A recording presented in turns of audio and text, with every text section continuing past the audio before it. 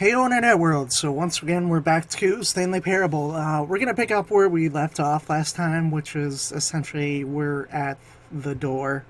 I'm going to try, last session that we did of this, I tried the right door and I got the right door ending.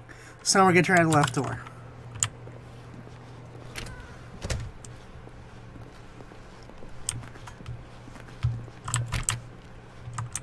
So I get the feeling now these doors are going to work. Yet there was not a single person here either.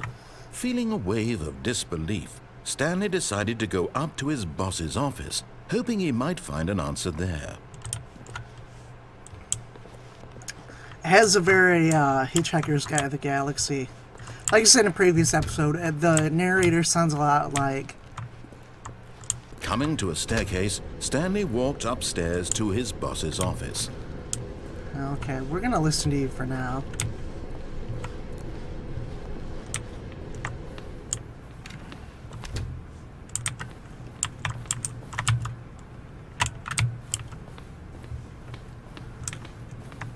Oh, so another thing I want to run.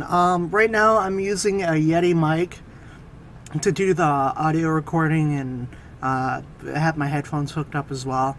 I'm wondering if so I have a headset as well. I'm wondering if that would be better. The Yeti mic is great, but it picks up Stepping into his manager's office, everything. Stanley was once again stunned to discover not an indication of any human life. Shocked, unraveled, Stanley wondered in disbelief who orchestrated this. What dark secret was being held from him?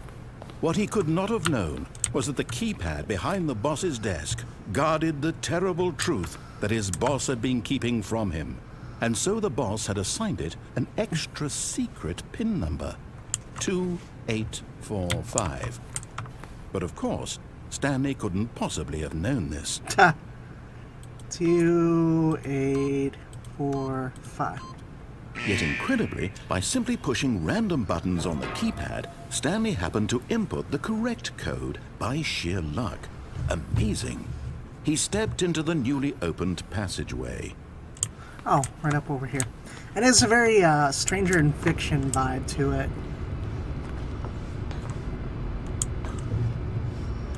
Hey, what's up over here? A whole lot of nothing.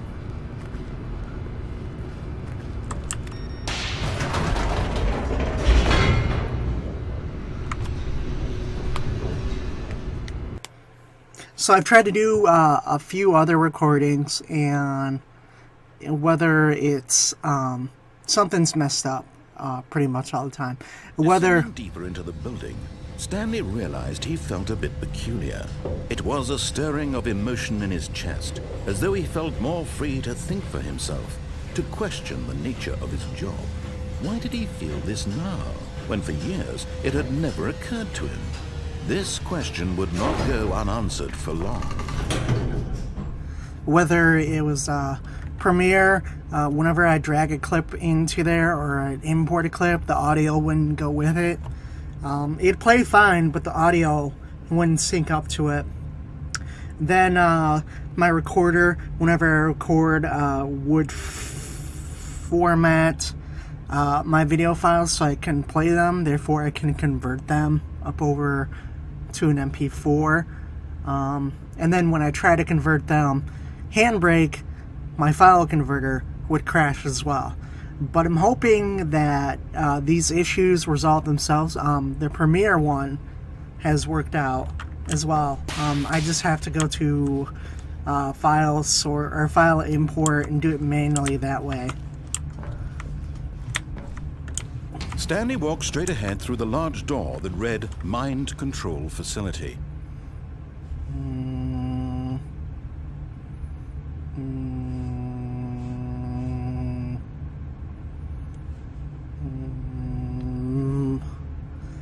in a bit of a conundrum here. I'm gonna go down here.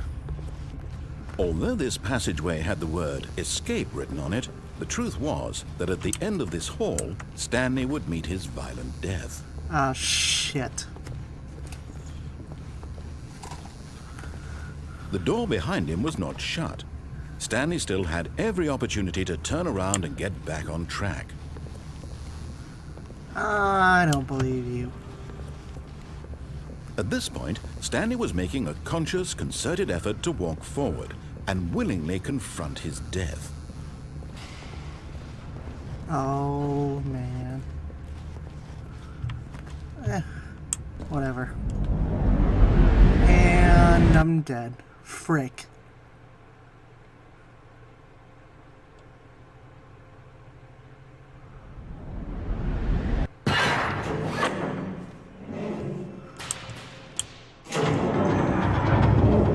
As the machine whirred into motion and Stanley was inched closer and closer to his demise, he reflected that his life had been of no consequence whatsoever.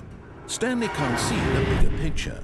He doesn't know the real story, trapped forever in his narrow vision of what this world is. Perhaps his death was of no great loss, like plucking the eyeballs from a blind man. So he resigned and willingly accepted this violent end to his brief and shallow life. Farewell, Stanley. Yay. Frick. "Farewell, Stanley," cried the narrator, as Stanley was led helplessly into the enormous metal jaws. In a single visceral it's instant, a new narrator. Stanley was obliterated as the machine crushed every bone in his body, killing him instantly.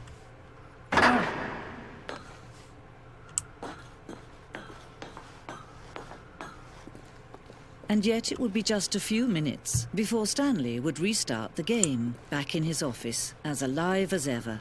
What exactly did the narrator think he was going to accomplish?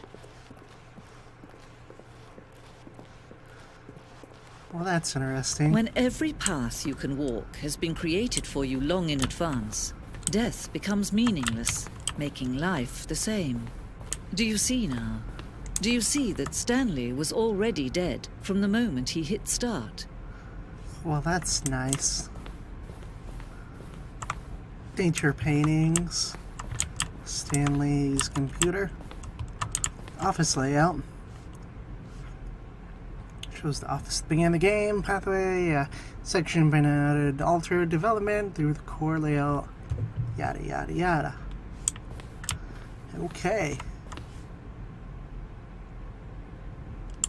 2 doors to make sure the player reaches 2 doors in a good amount of time. Office. Playing some solitaire. Playing some internet. I have no idea what that one was. Button sounds. Well, this is nice. A section of sounds used throughout the game where buttons are pressed. So this is like an assets room. Hey, the office.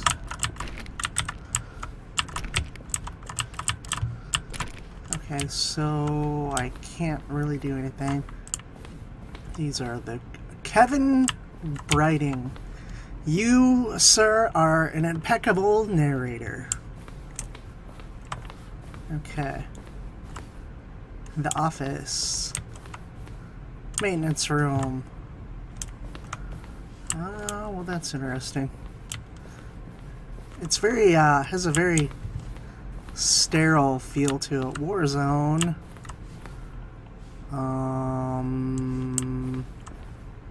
Time ending where Stanley would end up in a battlefield fighting aliens. I get a feeling I shouldn't be, looking at all this. Narrator emails.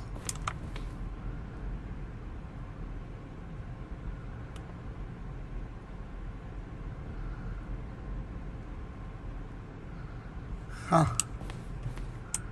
Okay.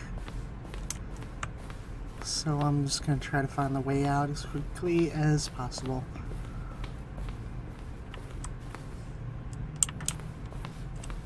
Okay, there's room. This is Stanley Parable. Let's see if this...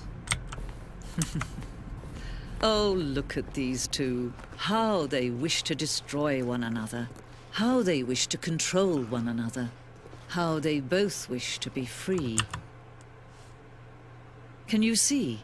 Can you see how much they need one another? No, perhaps not. Sometimes these things cannot be seen. I'm really confused as to what's going on. But listen to me. You can still save these two. You can stop the program before they both fail.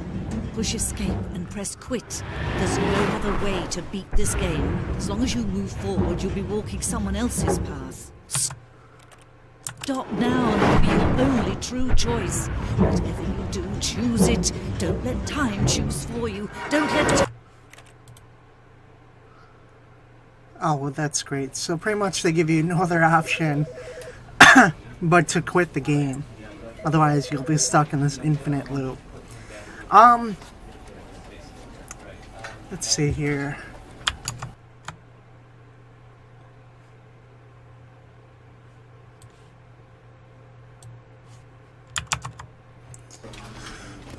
I'm going to leave this here. Nice little 11-minute episode, kind of fill in the real good chunks of gameplay I'm going to be getting into.